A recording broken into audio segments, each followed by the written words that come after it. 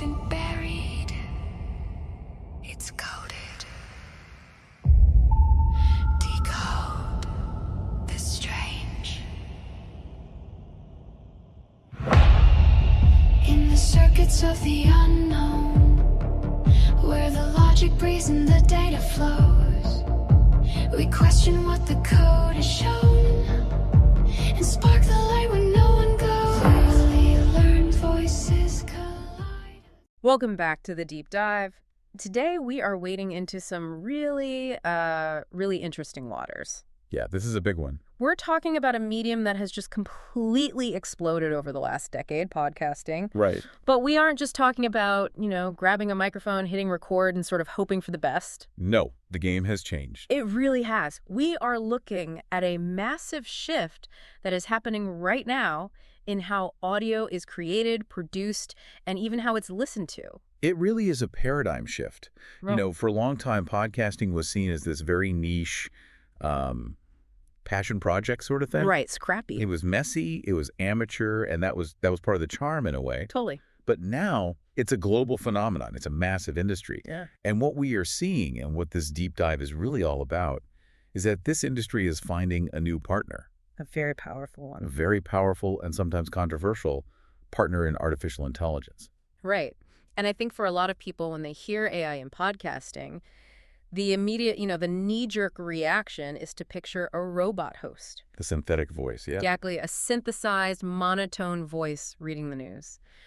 But the material we are covering today paints a much more complex and honestly a much more exciting picture. It's so much deeper than that. It's not just about the voice, it's about the entire brain behind the operation. That's the distinction. I mean, that's the core of it. It's not about replacement. It's about augmentation. It's about capability. So to guide us through this new landscape, we are diving deep into a book titled How to Write and Self-Publish Podcasts, Using AI by Dakota Franson, published in 2026. A very timely source. Incredibly. And this source really acts as a roadmap for the modern creator. It tackles the core conflict right out of the gate, which is something every single creator feels. I feel it. You feel it. Everyone feels it. The marketplace is crowded. Crowded is an understatement. I mean, there are millions of podcasts. Yeah. Millions. Everyone has a show. Your neighbor has a show. The barista who served me coffee this morning has a show. Exactly. So the big question Franson poses is, in a sea of millions, how does a creator stand out? How do you actually get heard? And his argument is that you stand out by operating smarter, not just harder. That's it. He positions AI not as a robot replacement, but as, and I love this phrase, a strategic imperative. Right. It's not a toy anymore. Yeah. It's a necessary tool. And he uses this other great phrase that I think really frames our whole conversation today. What's that? He calls AI a hyper-observant apprentice. I love that image. An apprentice that never sleeps. Precisely. An apprentice that can scan the entire internet for trends while you're asleep. An apprentice that can clean up your audio while you're making breakfast. And help you find that one perfect word when you're just stuck staring at a script. It amplifies the human creator. It doesn't remove them. It takes away the drudgery. So our mission today is to really demystify this workflow. We're going to walk through the entire journey laid out in the source material. From A to Z. We'll start with that first spark of an idea, finding your identity. Then we'll get into the gritty details of the hardware, the clothes closet studio. My favorite part. We'll look at AI-assisted production, marketing, monetization, and then finally we'll take a look at the almost sci-fi future of the medium. A full roadmap. But I want to keep coming back to one central theme throughout this whole discussion. How do we use these incredible tools while keeping the human soul of the content intact? Because if we lose that, we've lost the whole point of podcasting. That is the key balance. That's the tightrope we're all walking.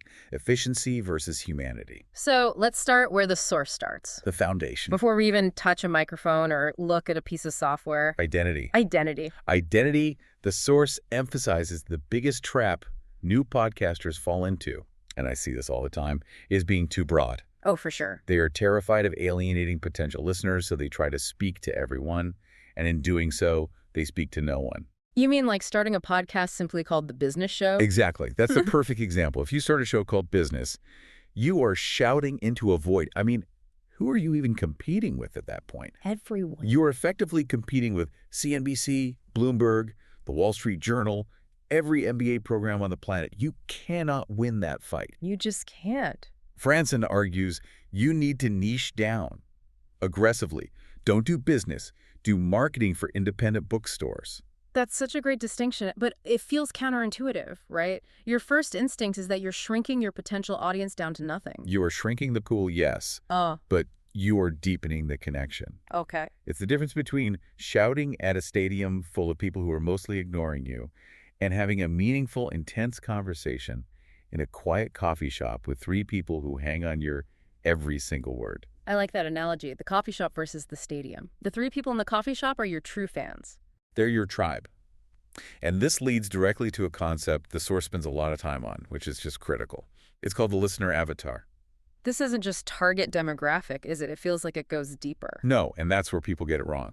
Most people stop at demographics. They say, my listener is male, 25 to 40, lives in the U.S. Which is just a census box. It's a census box. It tells you nothing about their soul. It tells you nothing about what they care about. Right. Checking those boxes doesn't help you write a script. It doesn't help you pick a topic. The source pushes for psychographics. What are their values? What keeps them up at night? What are they genuinely afraid of? What do they aspire to? You need to build a character, a real person in your mind. There was a specific example in the text that really stuck with me. The persona of stressed but hopeful Sarah. Yes, Sarah. This is a perfect example of a psychographic profile. It's so vivid. So instead of just saying female, 35, working parent, which is so generic, Right. we have Sarah. We know she earns about $90. She's a part-time working parent. But here's the important stuff, the internal stuff. This is the gold. She values authenticity above all else. She feels isolated in her struggles. She's anxious about her parenting, but she's deeply hopeful she can get it right. Now think about that. Think about how that changes your content.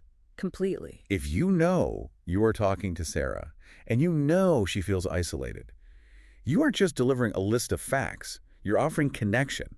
You're a friend. You're choosing a tone that is empathetic, maybe a bit softer. Yeah. You aren't lecturing her from a podium. You're sitting beside her on the couch after the kids are in bed. It guides everything. It guides the language you use, the guests you book, the questions you ask. It even guides the audio handshake, as the book calls it. The audio handshake. That's such a vital concept. I love that term. Break that down. It's your tone and voice in the first 10 seconds of the show. It's the first impression. Is it 2 friends chatting over coffee? Or is it a high-pressure college lecture? Exactly.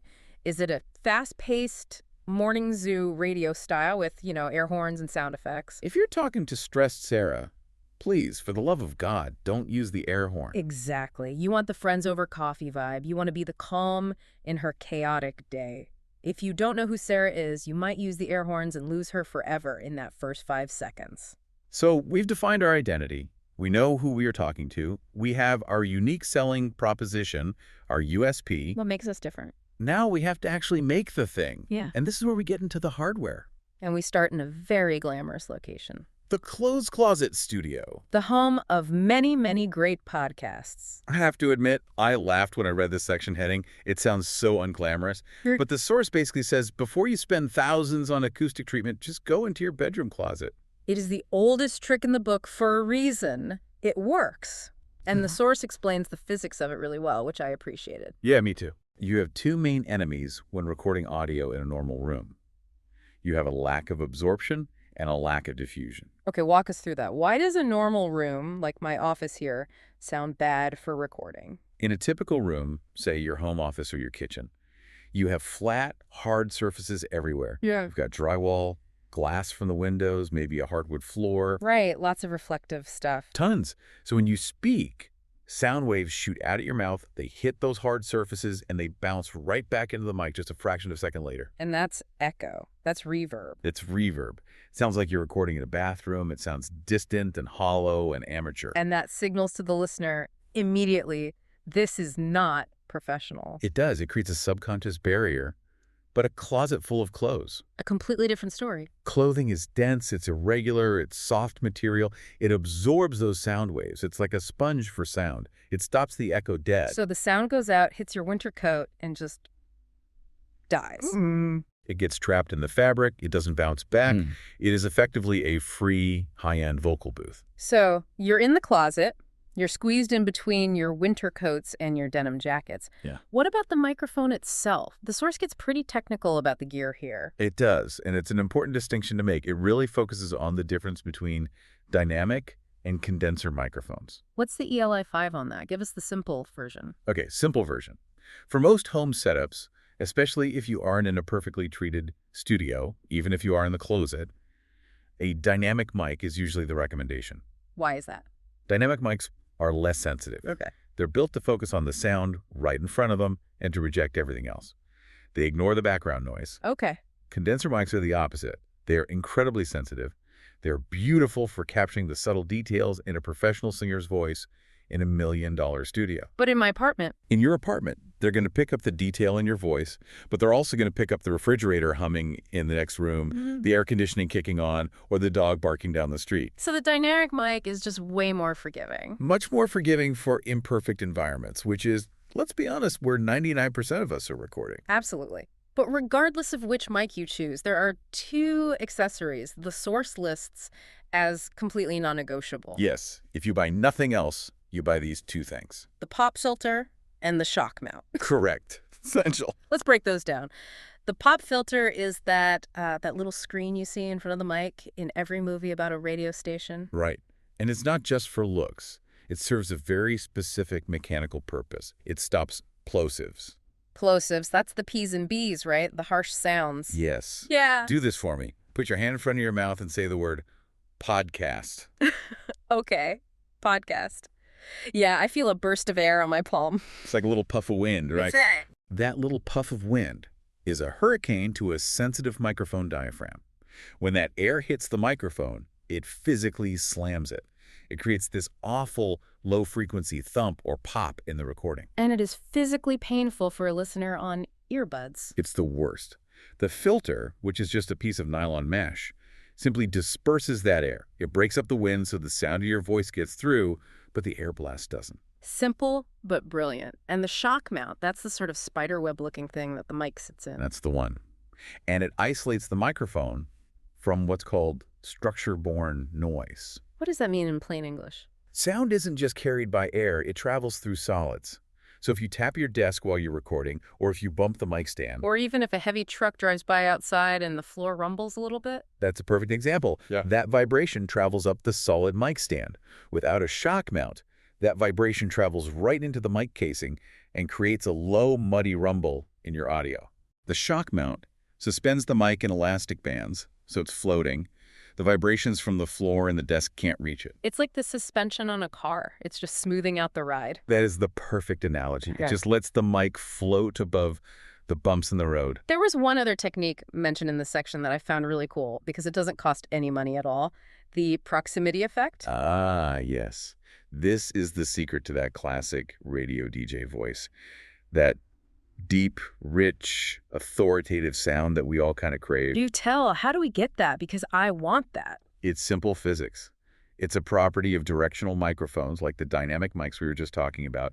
The closer you get your mouth to the microphone, the more the bass frequencies in your voice are naturally boosted by the mic itself. So I don't need to mess around with EQ. I don't need expensive plugins to sound like a radio host. No, you Wow. just need to lean in. If you are 6 inches away from the mic, you sound natural, you sound conversational. If you are 2 inches away, you sound larger than life. It's intimate, it has warmth and gravity. It feels like you are right inside the listener's head. It's just simple physics. Simple physics. Yeah. And it costs nothing to try. Okay, so let's pause and just look at where we are. We have our identity. We're talking to stressed Sarah. We know her. We are standing in our closet, speaking 2 inches from our dynamic mic, which has a pop filter and is in a shock mount. Great. We sound great. We sound amazing. But now we have to actually figure out what to say. The content, the blank page. This is where the AI really starts to enter the picture as that ultimate research assistant, This is where we solve the blank page problem. which is the worst problem, just staring at that blinking cursor on the screen. It is paralyzing. And the source describes how AI completely changes the ideation process. It talks about a concept called predictive relevance. Let's unpack that, because usually when we do research, we look at trends to see what is popular. We look at Google Trends and see what was trending yesterday. This is talking about what will be popular. That's the key difference. Humans are reactive. We see a wave cresting and we try to catch it, usually when it's already breaking. Right, when everyone else is already on it. AI is predictive. It can analyze massive, and I mean truly massive, amounts of data search trends, social media chatter, academic papers, patent filings, and it can spot patterns that are bubbling up under the surface but haven't broken through yet. So instead of just deciding to do an episode on AI in business because everyone else is doing it, The AI might analyze the data and tell you, hey, forget the broad topic. Look at this very specific sub-niche, ethical considerations in AI-trained hiring software. wow, that's specific. Why that specific topic? Because the AI sees the breadcrumbs. It sees that HR professionals are searching for phrases like bias algorithms and AI recruitment ethics in increasing numbers, but there are very few articles or podcasts actually covering it well. So it identifies a supply and demand gap in the content market. Precisely. It allows you to be the authority on a rising topic before the market is saturated. You get there first. That is a huge strategic advantage. I mean, it's like having a crystal ball for content. It really is. And then once you have the topic, there is the research itself. I mean, just the ability to summarize documents is a revolution. It's a game changer for creating depth. We all want to be thought leaders. We all want to base our opinions on real hard facts. Of course. But who has the time to read the primary sources? Exactly. If you want to be truly authoritative on a subject, you need to read the 50-page academic white papers. You need to read the dense government legislation. But you have a day job. You have a family. I can tell you right now, I definitely do not have time to read a 50-page PDF on municipal zoning laws for an episode. AI has the time.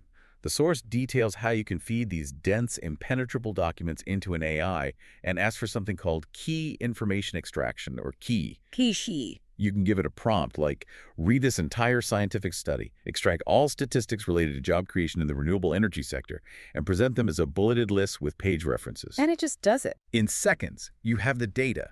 You have the facts. You aren't just skimming and hoping you found the right numbers. You are surgically extracting them. It's like having a whole team of research interns. A team of interns who read at the speed of light, never get tired, and never ask for coffee. And speaking of research, the section on prepping for guests was really interesting because I think we've all heard those interviews where the host just asks the same 3 questions the guest has answered a million times before. Oh, it's painful to listen to. It's boring for the guest and it's boring for the listener. If you are interviewing, I don't know, Elon Musk, for the love of God, don't ask him. So tell us about Mars. He's answered that 1,000 times. He's on autopilot. You get the canned response. You get zero new information. So how does AI help us get off autopilot? That's the question. The source suggests using AI to analyze a potential guest's entire body of past work. All their interviews, articles, talks. And you can ask it specific things. You can ask the AI, what questions has this person answered repeatedly? But more importantly, what are the content gaps? What are the follow-up questions that were never asked? What have they not been asked? So you can move from those generic questions to, as the book puts it, insightful, proactive inquiries. Right. Imagine sitting down with an expert and saying, look, I've listened to your last 5 interviews. I know you talked about X a lot, but I noticed in all those conversations, you've never really touched on the implication of Y. How do you see those two things connecting? That immediately gets the guest's attention. Their eyes light up. They lean forward. They realize, oh, this person has actually done their homework. And suddenly, you're not having an interview. You're having a dynamic, unique conversation. You're creating new knowledge. So we've done the research. We have our killer questions. Now we are into the actual production workflow. Let's talk about the script. Scripting partner. I like that the source emphasizes AI as a partner here, not as the writer. It suggests using AI to generate what-if scenarios, or even to play devil's advocate. This is such a great way to avoid creating an echo chamber in your own script. We all have biases. We all have blind spots in our arguments. I think we've covered all the bases. But we haven't. So you can write your first draft, feed it to the AI, and say, poke holes in this argument. What would a critic say? What is the strongest counter-argument to my main point? That's brilliant. It toughens up your content before you even hit record. It makes your argument stronger. And it creates drama. Good content needs conflict. If the AI can help you anticipate the counter-argument, you can address it head-on in the show, which makes you sound more credible. The source also mentions tone checking. Yes. This goes back to Sarah. Right. Ensuring you don't sound too academic if you're trying to be casual and friendly. Exactly. If your brand voice is stressed Sarah's trusted friend, you can't sound like a textbook. The AI can scan your script and flag words or sentence structures that drift off brand. So it might say, what, this paragraph is too formal? It could say, this paragraph is written at a postgraduate reading level. Consider simplifying it to an 8th grade reading level to match your established tone. It's like having a brand compliance editor on call 24/7. Okay, let's talk about editing, because for so many creators, this is usually where the passion goes to die. It's the bottleneck. It's tedious, it's slow, it's painful, but the source describes a new era of editing where AI does the vast majority of the heavy lifting. It's the concept of the human in the loop. Explain that workflow for us. How does it actually work? So we have these incredible AI tools now that can transcribe your audio as you import it. And then it presents you with a text. You can edit the text. It looks like a Word document. So you're not looking at waveforms anymore. No more staring at squiggly lines. You Right. just read the text. If you see a word you don't like, you highlight it and hit delete. And it deletes it in the audio file. It deletes it in the audio file seamlessly. That alone is magic compared to the old way. Just that part would save me hours. But it goes further. It can automatically identify and label what it calls artifacts. So the ums, the lip smacks. The long pauses where you were thinking, the coughs. I hate the lip smacks. They drive me crazy when I'm editing. Everyone does. The AI can find every single one and with one click surgically remove them. It saves hours and hours of manual cutting.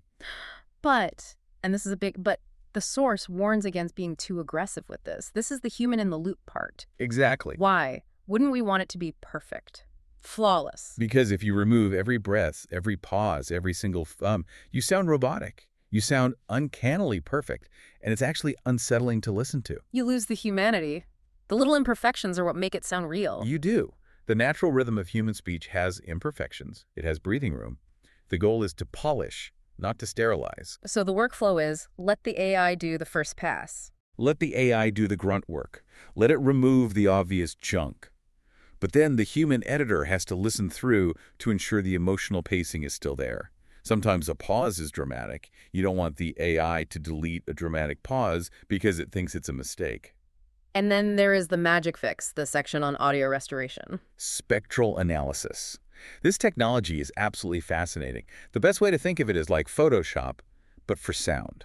Okay, how does that work? I can't picture sound. Usually we see audio as a wave, that single squiggle line going across the screen. Right. But spectral analysis displays audio as a spectrogram, which is like a heat map of frequencies over time. It lets you see the different parts of a sound. So a door slam looks different from a human voice. Completely different. A door slam might look like a bright red vertical line that covers all frequencies for a split second, while a human voice looks like a series of complex, shifting horizontal clouds. So you can literally draw a box around the door slam and delete it without ruining the voice that's happening at the same time. Exactly. Previously, that was nearly impossible. You'd have to cut the entire section out. Now, the AI can essentially paint out the noise and then use its intelligence to interpolate and rebuild the audio that was underneath it. That's amazing. And de-reverb is another big one mentioned. This goes back to the closet, right? This is for if you didn't record in the closet. Right. If you messed up and you recorded in a big echoey kitchen. Exactly. If your recording sounds like it's in a cathedral, de-reverb tools can mathematically identify and subtract the reflections, the echoes. It dries up the audio. It makes it sound like you were in a studio all along. It can save a bad recording. I mean, it's not perfect. It can't fix everything, but it is astonishingly close to magic. Okay, the final step in the production chain, mastering. The source talks about LUFS, Loudness units full scale. which sounds very, very technical. It is, but the concept behind it is actually really simple. Have you ever been watching TV and the show is at a nice volume and then the commercials come on and they're suddenly twice as loud? Constantly. It's the worst. I have to scramble for the remote to turn it down. That's a mastering failure.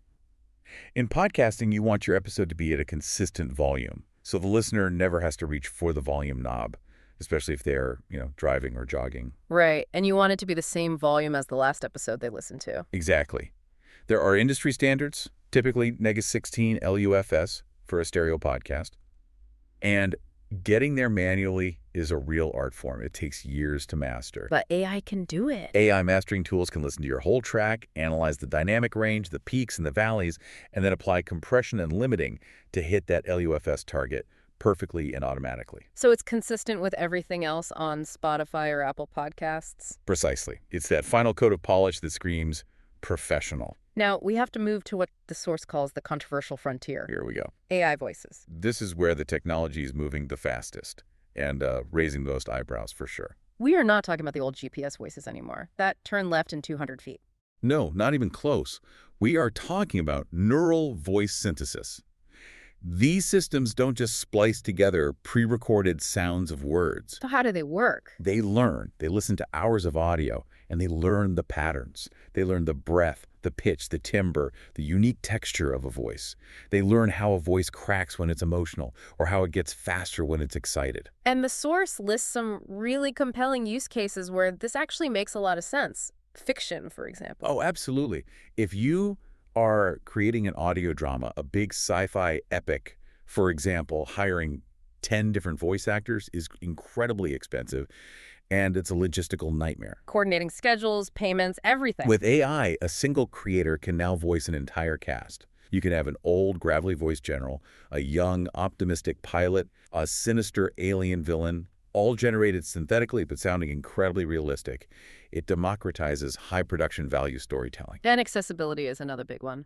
Huge. You can automatically turn every single blog post on your website into an audio episode for people who prefer listening or for those with visual impairments. It just makes the web more accessible to everyone. But then there is voice cloning, the digital twin. This is where it starts to feel a little sci-fi. It does. This is where you train an AI on hours and hours of your voice. It learns to speak exactly like you. So if I make a mistake in the recording, if I flub a line, I don't have to go back to the studio and re-record it. Right. Let's say you recorded a whole hour-long episode, and you realize you said the year 2024 instead of 2025. A classic mistake. Instead of setting up the mic again and trying to perfectly match the tone and energy, you just type the correction. Your digital twin says it, matching your tone from that specific recording perfectly. Or if you get sick and lose your voice, your twin can host the show for you. It could. But that convenience comes with a huge ethical question, and the source draws a very hard line here. As it should. Absolutely. The two words are consent and transparency. You cannot clone someone's voice without their explicit, informed permission. That is the deepfake risk. We are already seeing this being used for scams, for political misinformation. It's incredibly dangerous territory. And for podcasting specifically, what's the rule? The source argues that for any nonfiction content, you must disclose if a voice is generated by AI. Because trust is the currency of podcasting. It is the only currency that matters. Podcasting is an intimate medium. It's a voice in your ears on your commute. If your listeners find out you faked a host without telling them, that trust is gone forever. You can't get it back. You can't. The source suggests a simple disclaimer in the show notes. Portions of this audio were generated using AI. Just be honest with your audience. Okay, moving from the ears to the eyes. Section 6. Visuals and distribution. Because people absolutely judge a book by its cover, and they 100% judge a podcast by its artwork. The thumbnail test. I like this concept. Yes. Yeah. Your cover art isn't usually seen on a giant billboard. It's seen on a phone screen, where it's the size of a postage stamp. So that incredibly detailed oil painting you commissioned probably isn't the best idea. No. It'll just look like a muddy brown square. You need high contrast, you need clear, simple focal points. The rule of thirds is your friend. It needs to be legible and impactful when it's tiny. If you have complex text or 10 different characters on it, it just looks like a blur on an iPhone screen. And this is another area where AI is really democratizing the process, image generation. Tools like Midjourney or DALL-E or Stable Diffusion. You don't need to hire a graphic designer for $500 anymore. You can generate professional level art yourself. But the source emphasizes that you can't just type cool podcast art and expect a masterpiece. No, you'll get something generic and awful. You need to learn prompt engineering. We have a great example in the notes here. The podcast is called The Cosmic Query. Right. So a bad, lazy prompt would be space podcast art. And what do you get with that?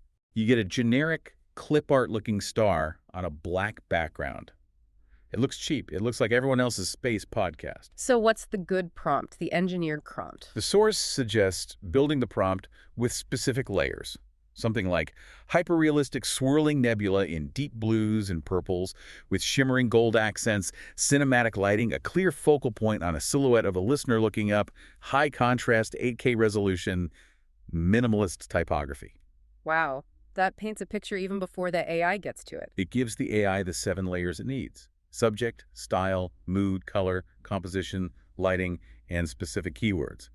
The more specific you are, the more unique and powerful the result will be. So you have your beautiful art, you have your perfectly mastered audio, now you have to get it out there to the world. The engine room, let's talk about RSS feeds. This is a technical detail that a lot of new creators misunderstand, but it's really important. I think most people assume you upload your audio file to Spotify. That's the common misconception. But Apple Podcasts and Spotify and all the others, they don't actually hold your audio files. They don't. No, they're just directories. They're like the phone book. The phone book doesn't have the actual person inside it. It just has their name and address. So what's the RSS feed then? The RSS feed is the menu. Yeah. Your hosting provider, a service like Libsyn or Buzzsprout or Transistor, that's the kitchen. That's where your files are stored. The RSS feed is just a text file that tells the directories what's on the menu today, where to find the audio, and what the cover art is. And that leads to the philosophy of publish once, distribute everywhere. Exactly. You upload your new episode to your host, the host automatically updates the RSS feed, and boom, it appears on Apple, Spotify, Amazon, Google, everywhere simultaneously. It's a remarkably efficient system. It is, but just putting it out there isn't enough. You need people to actually find it and listen. Section 7 is all about growth and marketing. The source talks about the PISO model. Yes, this is a classic PR and marketing strategy that's been adapted for audio. It stands for paid, earned, shared, and owned media. Break those 4 down for us. Okay, paid is the simple one. It's ads. Buying ads on other podcasts, on social media, it works, but it's expensive and often has a low ROI for new shows. Okay, earned. Earned is the holy grail. That's getting featured on other shows, guest appearances. The halo effect. Yes. If I'm a listener and I trust the host of a show I love and they bring you on as a guest and have a great conversation with you, I immediately transfer some of that trust to you. It's an endorsement. It is the single most powerful way to grow a podcast audience. All right, what about shared? Shared is social media. But here, the source suggests using AI to create audiograms. And you've seen these all over your feeds. Those little video clips with the moving waveform and the captions at the bottom. Exactly. Because platforms like Instagram and TikTok are visual. You can't just post a raw audio file. AI tools can take your audio, automatically find the most interesting or controversial 30-second clip, transcribe it, add captions, and turn it into a shareable video. It makes audio shareable on visual platforms. It does. And finally, and maybe most importantly, owned. This is your email list? That's your email list. The Superfan channel. This is absolutely crucial. You don't own your followers on Twitter. Elon Musk does. You don't own your subscribers on YouTube. Google does. If they change the algorithm tomorrow, your reach could go to 0. But you own your email list. You own it. That is your direct, unfiltered line to your most dedicated audience. No algorithm can block an email you send. It's your most valuable asset. And in terms of discoverability, let's talk about SEO, search engine optimization. And specifically, the power of transcripts. This is a huge unlock. Why are they so important? Because search engines like Google are deaf. They can't listen to audio. They have no idea what your amazing, insightful episode is about unless you write it down for them. So by posting the AI-generated transcript on your website, along with the episode, you are suddenly visible to anyone in the world searching for the specific topics and keywords you discussed. If you spend 10 minutes talking about the physics of closets, and someone Googles that phrase, they find your transcript, and then they find your show. It turns your audio into an SEO powerhouse. It completely unlocks all the value trapped inside your audio files. Now let's look at analytics, because for a long, long time, the only metric that mattered was downloads. Which is a vanity metric. Oh, it's almost useless. Why? It tells you someone clicked a button, not that they listened. It's like counting how many people walked into a movie theater, but not checking if they stayed for the actual movie. Many people download episodes automatically and never listen. So what should we be looking at instead?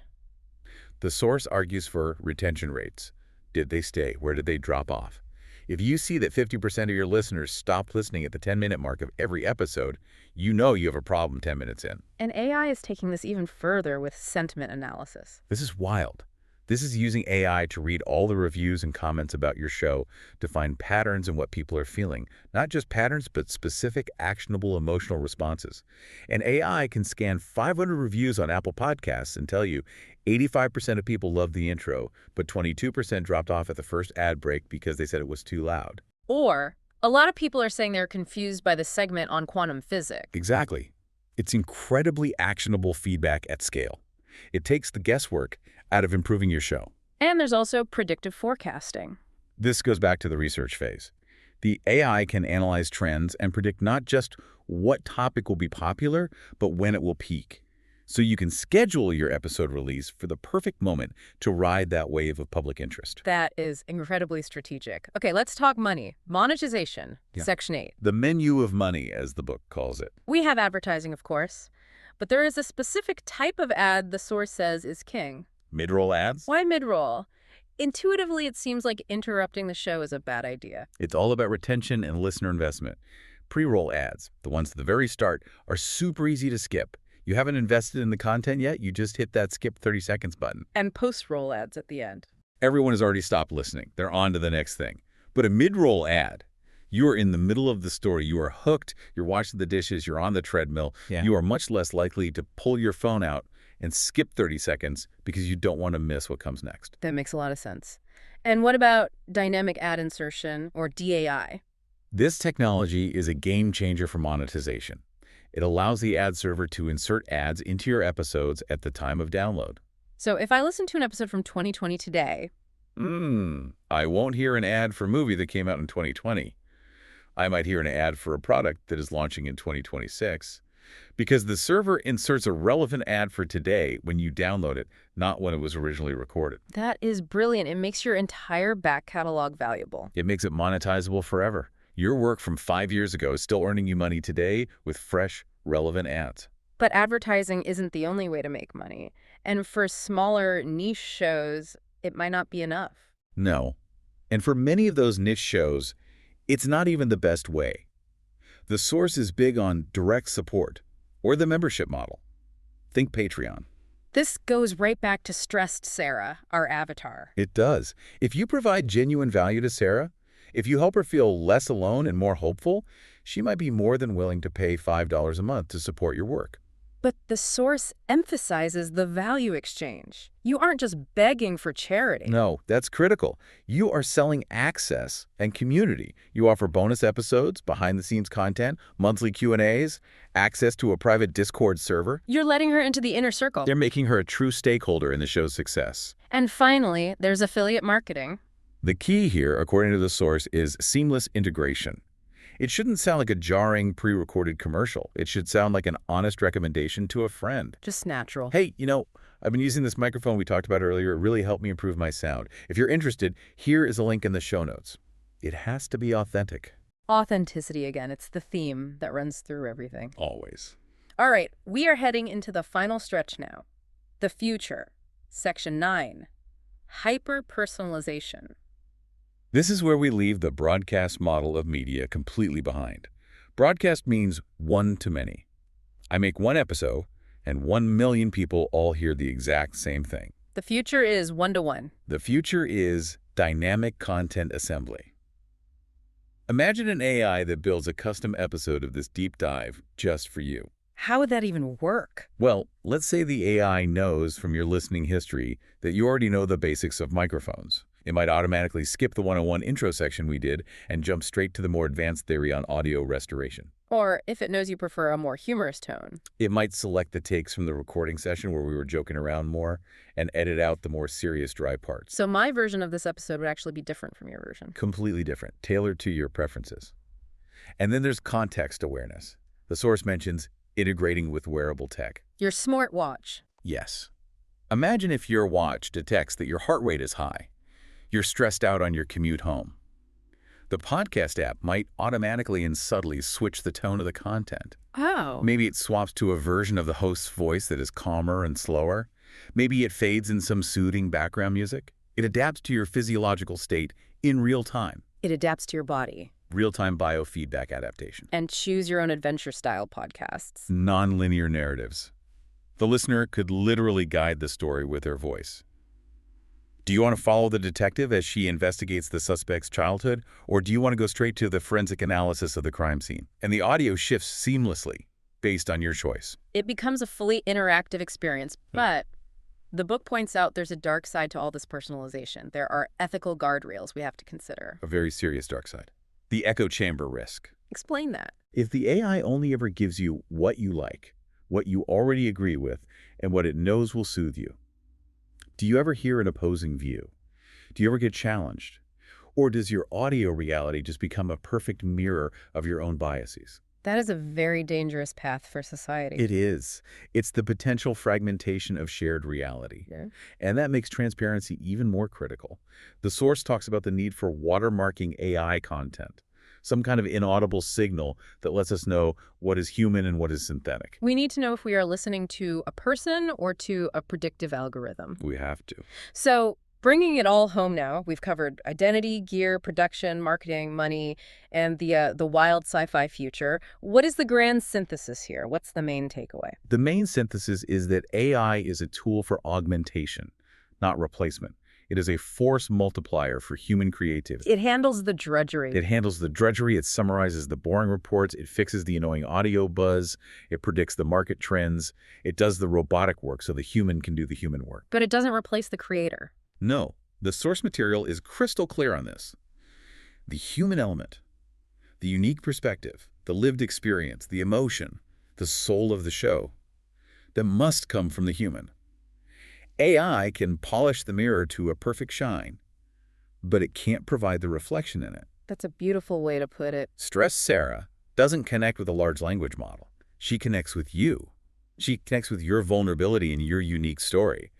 The AI is just the incredible new tool that helps you reach her more effectively and sound better when you do. I think that's the perfect place to wrap up the analysis. But as always, we like to leave you, the listener, with a final provocative thought to chew on. We do.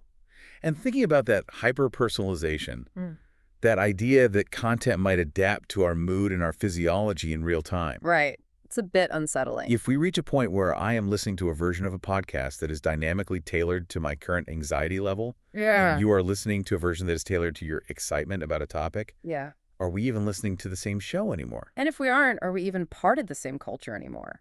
Exactly.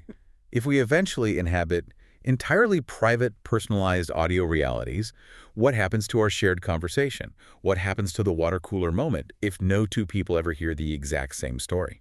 That is something to chew on. Thank you for listening to this deep dive into the future of podcasting. We'll catch you on the next one. Goodbye.